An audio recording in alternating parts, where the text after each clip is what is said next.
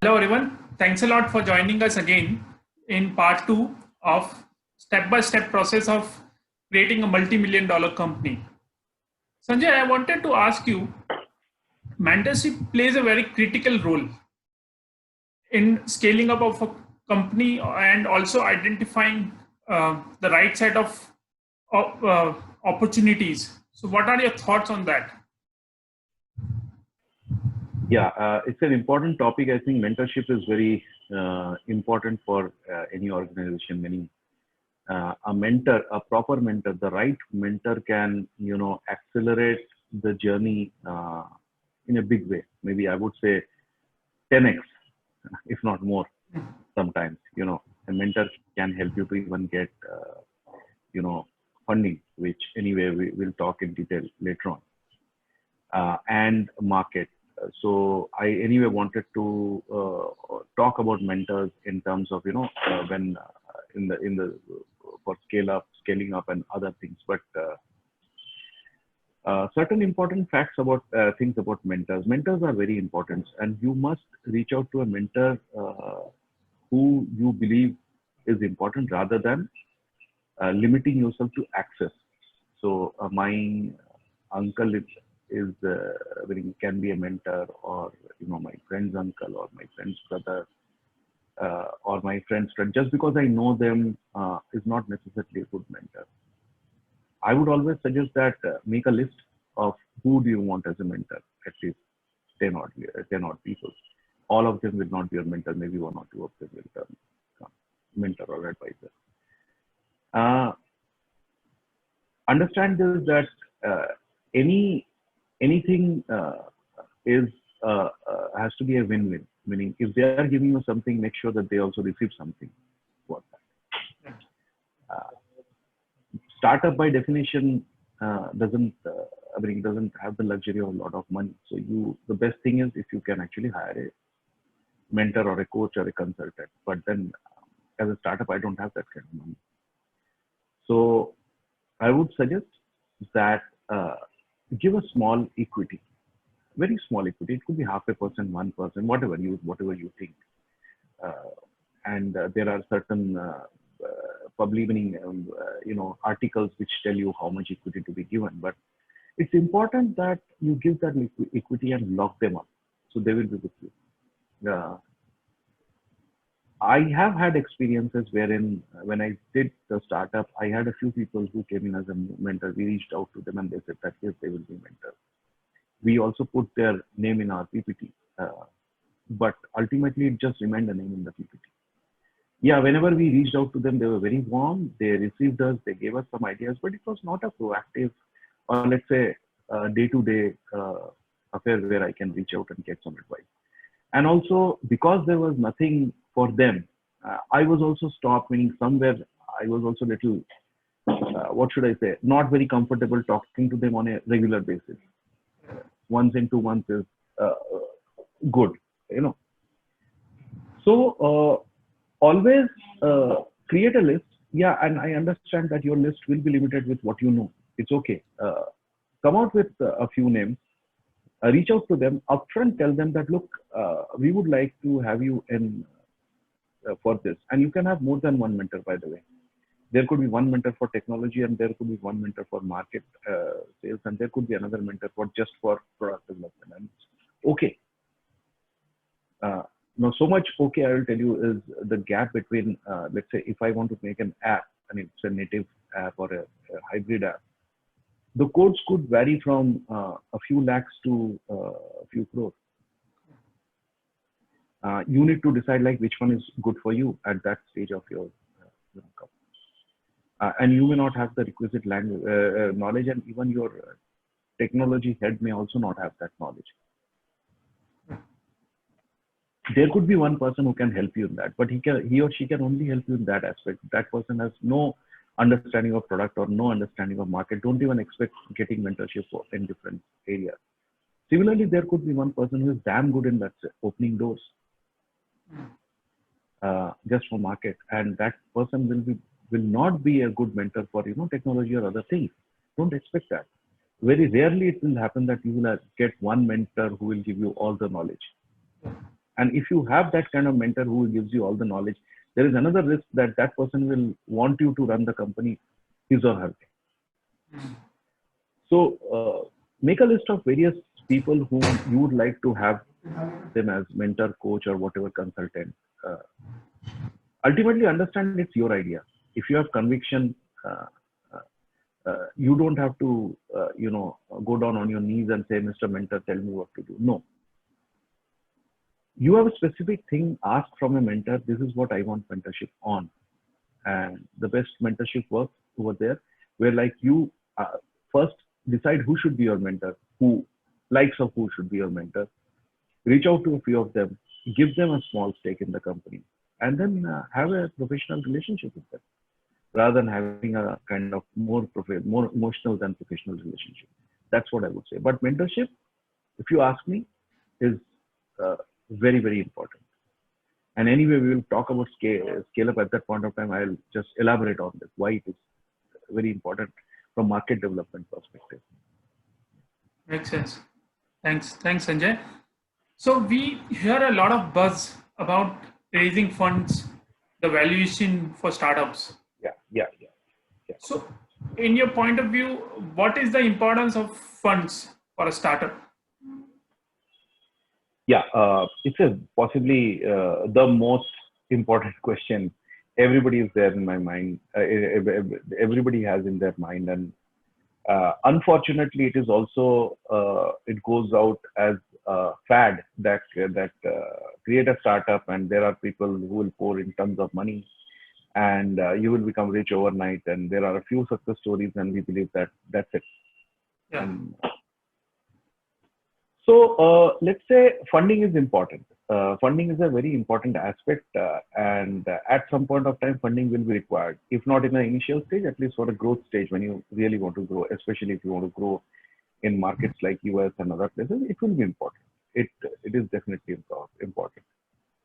As an entrepreneur, if you ask me, if I can, I don't want funding today.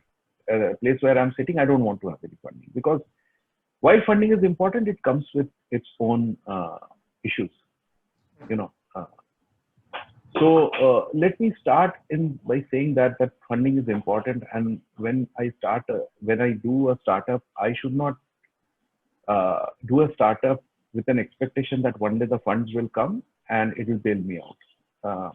I think I should start with something with enough capital, and you could have taken that capital from some of your, from angel or whoever it is. Make sure that this capital is good enough to take you, whether it's your own money or angel money. Angel will put in money because angel is sold out in the idea, and angel also believes in it. So it will take you to, whether it is 8 months or 6 months, 8 months, 12 months, 24 months, at least it will take you to a level where you start getting some revenue. Serious money will only come in when the investors see that there is a revenue possibility and big revenue possibility. Till that time, serious money doesn't come in. Okay. So when you start, you may have in your plan that you're going to take funding, but don't start with this, that funding will happen immediately. Funding doesn't happen so immediately. Yes, there are some fairy tales, but don't go by those fairy tales. It does not happen on a daily basis.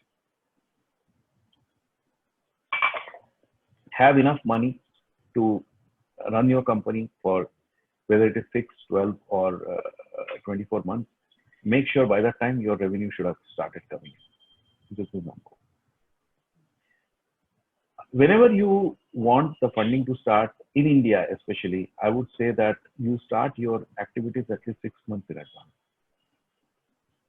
It may take as long as 6 months for the funds to come in, and beyond 6 months, actually, it becomes risky. Fund may not come in. So, what are the downsides of funding? Basically, you don't know whether it will happen or not. First of all, when the investors come in, they may be most of the times, if they have the upper hand, the term sheet which comes in, it's totally against you.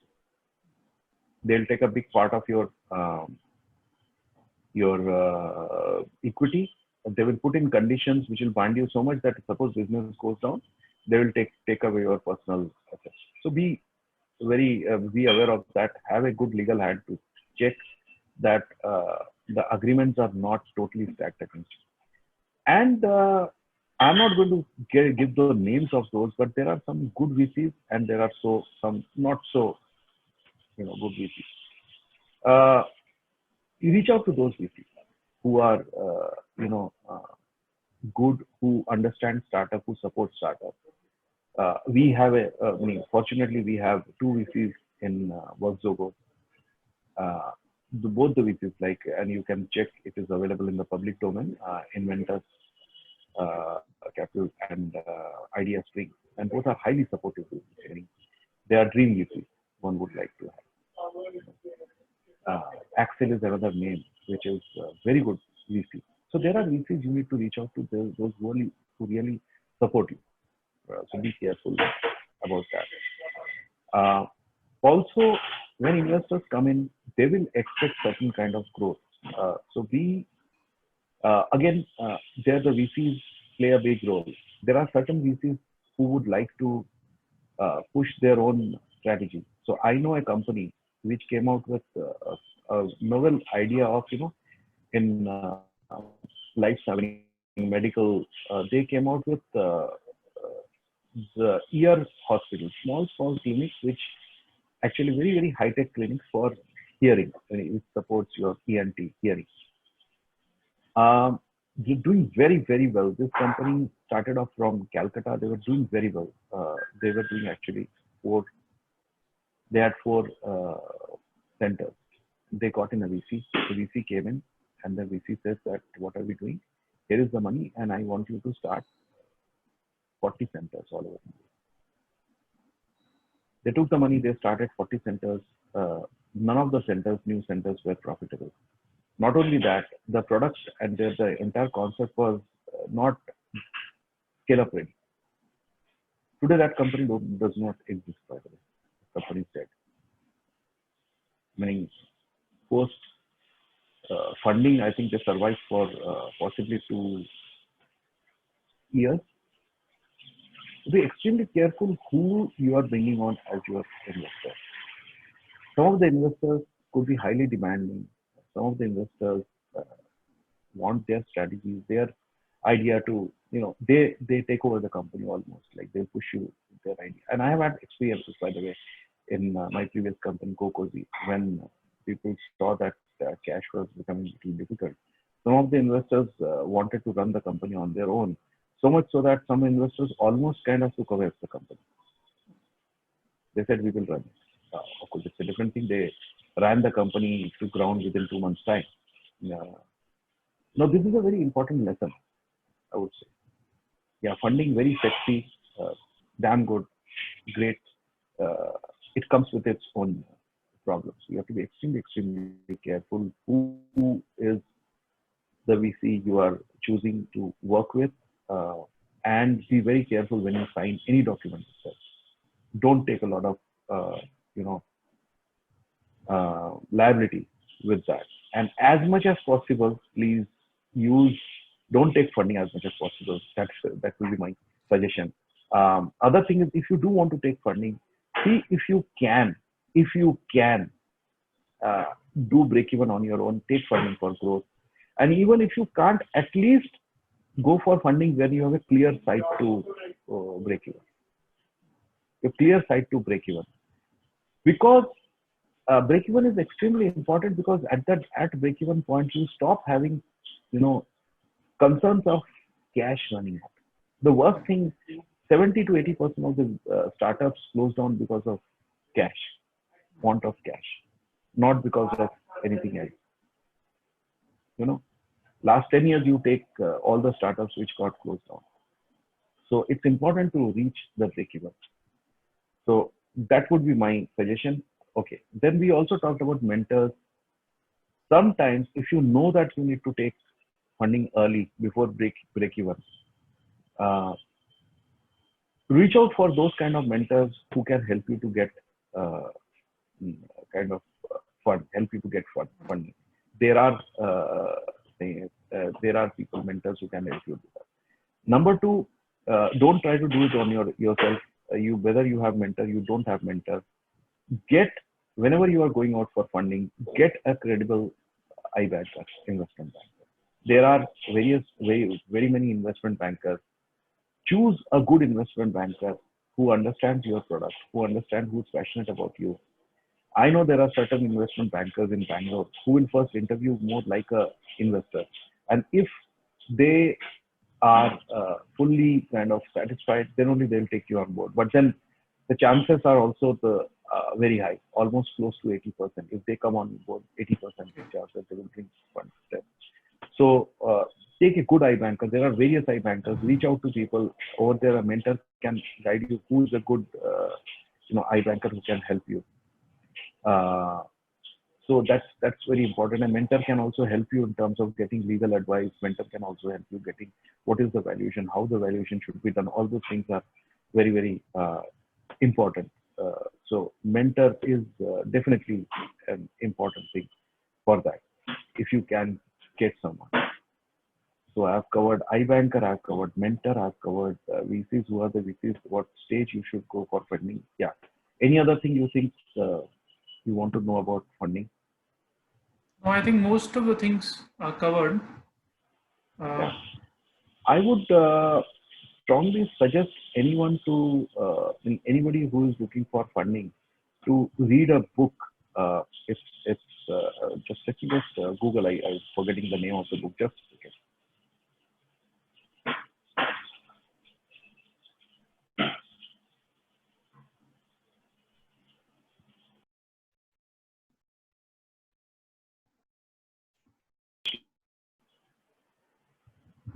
Yeah, so I would also suggest that if meaning anybody who is going for funding, to also read a book called Pitch Anything by Oren Klaff, ORENKLAFF, Oren Klaff. Pitch Anything.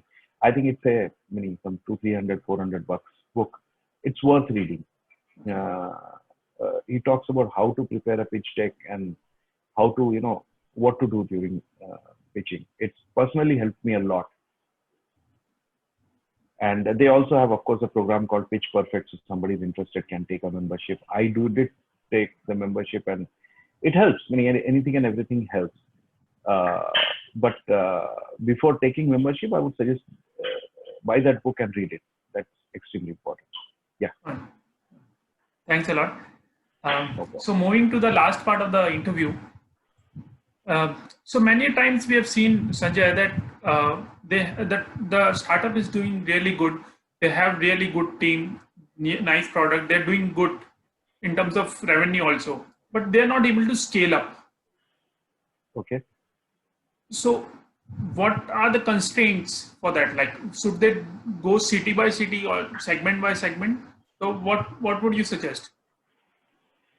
So scale up has two aspects to it. One is market-led aspect, and one is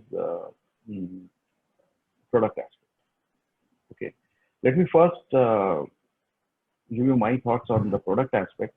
I faced this. When you do scale up, you have to be careful that your product is scale up ready. A lot of times it happens that you start scaling up and more customers start coming in, and your product start faltering. And at that point of time, your entire organization's resources or attention goes into solving those customers' issues, and everything goes out of the window. And the best case over there is like it delays your scale up by a couple of months. It can go up to one year. And the worst case is, which happens most of the time, company goes down. Okay. Meaning, again, I will not take the name of this company. There was a company which started off in micro learning platforms in US. They're the first to kind of go in, and their product was not ready, scale up ready. So when the customer started coming, so many problems were there. It was a B2B2C kind of thing, business to business, and then customers can kind of.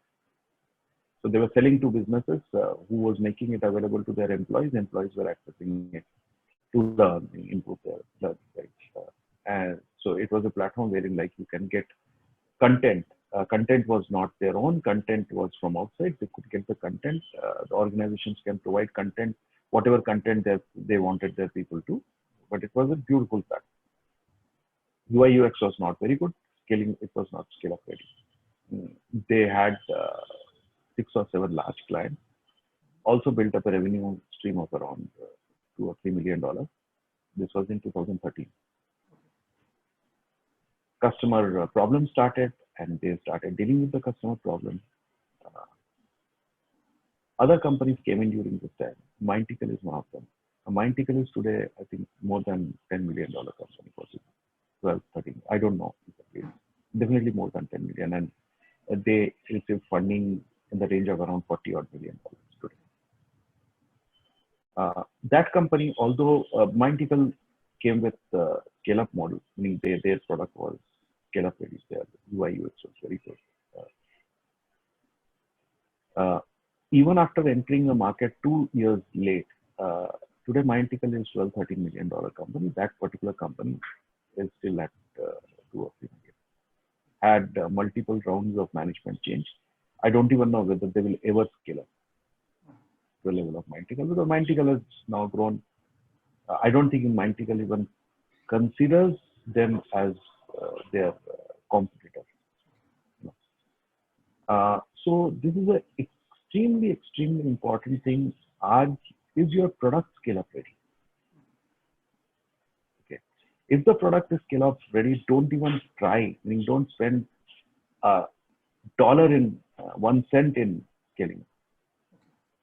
Okay, that's number one. Now let's say that, yeah, I'm quite confident that my product is scale up ready, and I'm confident that as scale up happens, I will be scale up ready. Don't worry. I mean, it is in a startup, it is never as if like my ship is ready to, fully ready. It is not. Yeah. I'm still building the ship all the time. Fine. Yeah. I'm confident that if scale up happens, I'll be able to manage. I will not get into a crisis mode. As long as I'm comfortable with that, I'll go to scale up. Now, there is a B2B model, there is a B2C model, there is a B2B2C model.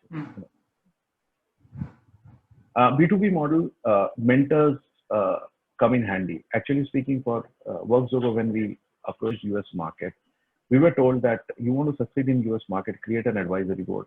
These advisors are not really advisors, but these people will understand your product, and if they become kind of very passionate about your product, they will open up a lot of doors in US. Yeah. And in a market like US, you need somebody who is known locally in US, whose name will sell. And in the what you call as a what you give them a small equity, 5,000 shares or 10,000 shares or something like that. Later on, when we read several articles written by various consulting companies, each one of them say that you want to get into US, you need to have an advisory board. This advisory board, you can one way say, are nothing but mentors who are helping you in a different way, right? Even in India, very recently, I'll tell you, there is, we call them partners, somebody calls them mentors. We have a set of people whom we have identified. One of them is ex-CEO of a very large international pharma company. One of them is ex-CEO of a very large insurance company. We have brought them in as, partner advisors. And they are so passionate. Once they got into our product, they became so passionate. They act as if like, they are the owners today. They are the owners. They are opening up doors, meaning they're more passionate, positive. Sometimes I feel like, are they more passionate than us co-founders? They are opening doors like crazy. Now, in B2B, clearly you need to reach out to such people, whether you call them partner, you call them mentor, you call them advisor, I don't know.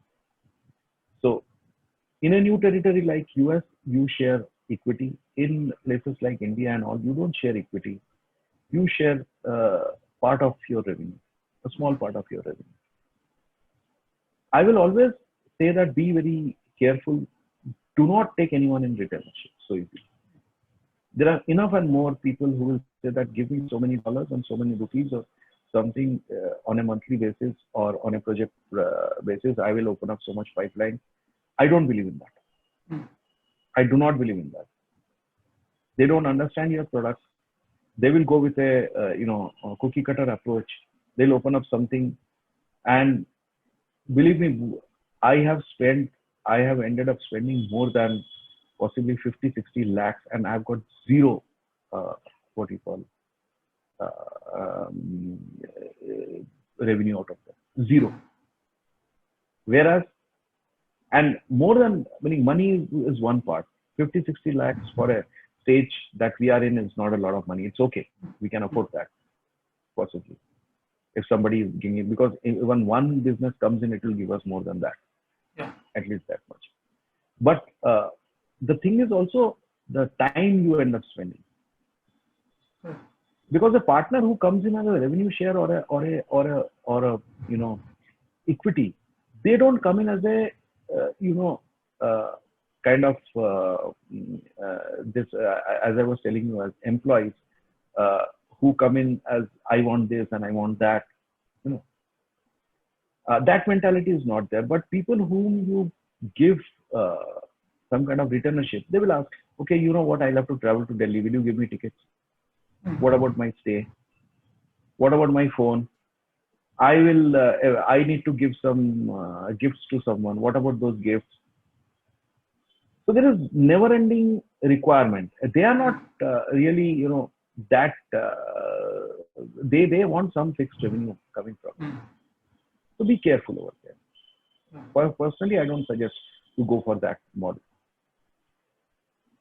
Okay, this is a pure and simple B2B model. B2B2C model. Now, there are various forms of B2B2C model. For instance, if you have a app like, let's say, Mindtickle. Now, Mindtickle, or for that matter, various, let's say, apps, they onboard themselves into distributors like, let's say, Microsoft or Google, or let's say Salesforce.com, or if it's the HR product, maybe a Workday.com. If it's a consumer product, Amazon, Flipkart, various things. Ultimately, is your consumer an employee of an organization or a customer of a large organization? You may, if it's an employee, it's a clear thing. Go with large players like Microsoft, Google, or Salesforce, or Workday, or Slack. There are a number of such large players. I'm talking about digital who have a large customer base, and they do on a revenue share basis. And if they like your product, number one is you get their logo alongside yours. They open up their own market, customer base. And if you take a very, very small part of their customer base also, if you can get 0.5% of, let's say, 0.05% of Microsoft's customer base, you would have done a couple of $1 million clock already, And each one of these people have a very structured or unstructured program going on. Okay. All of them love startups. And if it is a tech-based startup, they help the startups to scale up. They help them. They want them in their kitty. So it's a very nice journey. Again, over there, our mentor's role comes in. Very many times, the mentor can introduce you to them. Yeah. And very many times, we don't know all of those distributors, and a mentor can actually tell you that this distributor will be good. They can introduce you to those kind of distributors. So in a B2B2C, this is a very important thing. Now, suppose it's a customer of your customer you want to reach, and ultimately, let's say in GoCozy, we wanted to reach to customers who will buy furniture, or let's say something to do with house decoration. Now, one of the place where you can catch them is when somebody is buying a new house. So if somebody is buying a new house, there is a high chance that person, they will buy the house and do some interiors, and at that point of time they will require not only interior service, they will also require let's say some kind of uh, sofa or furniture, right? Mm. Now you can partner with somebody who is providing service, some interior designers, so they bundle their service with your product. You give product, they give service, and if you are into service, you can also bundle with some product. But more importantly, B2B2C would mean that if you have some kind of a deal with, let's say, the builder, when the builder uh, sells his property, he also tries and sell your uh, bundle thing, the entire thing. Like, here are this set of people who will do your designing and also provide you a very, very good solution. And uh, in exchange, you give them a small revenue share, Yeah. right?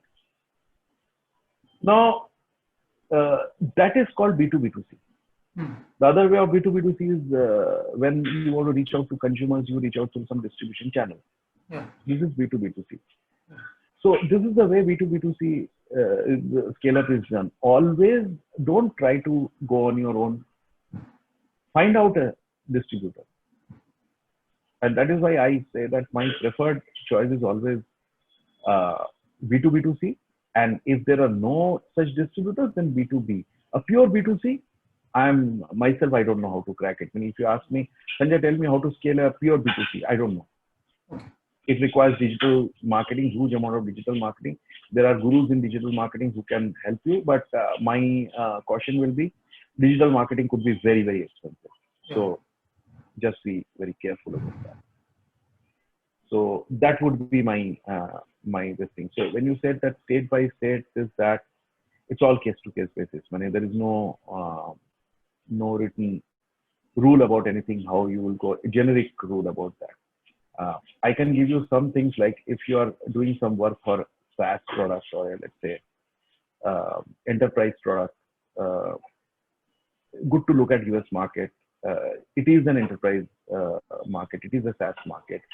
They pay big money. Yeah. Indian customers are not known to pay big money. Yeah. So I would always say that US is a decent market. But if you're talking about other products, how to sell, whether in India or not, once you see there are customers, it all depends on how much power, growth, capital you have, how we want to scale up. So there is no direct answer. Yeah. Fine. Fine. Thanks a lot, Sanjay, for joining us. And yeah, anything else? Anything else you want to add? We will be wrapping up the interview. As I always say that I'm not a big fan of spending a lot of money when you do a startup. Every penny is to me very, very important. So, and that is the reason most of my advisors would be how to conserve capital, whatever capital you have. Spend that capital as consciously as possible till the time you have enough, and either you are breaking even or you have enough growth capital. Then it's a different story. And in the meanwhile, one of the mantras or one of the ways to reduce your spending is to see whether you can get a partner, meaning for any and every services, including, let's say, who can do your financials, meaning who can take care of your accounts and all. If you can find a way who will work on revenue sharing or a small equity, that will help you to conserve your capital. Of course, your employees, most of the employees should be on that, either benefit sharing or the revenue sharing, or on let's say a small equity. That is the thing I will say that will help you to conserve capital. And if you can conserve capital, and if you can reach your break even fast, you have the right mentors in place, nobody can stop you. Thanks. Yeah. Thanks a lot for your advice, Sanjay.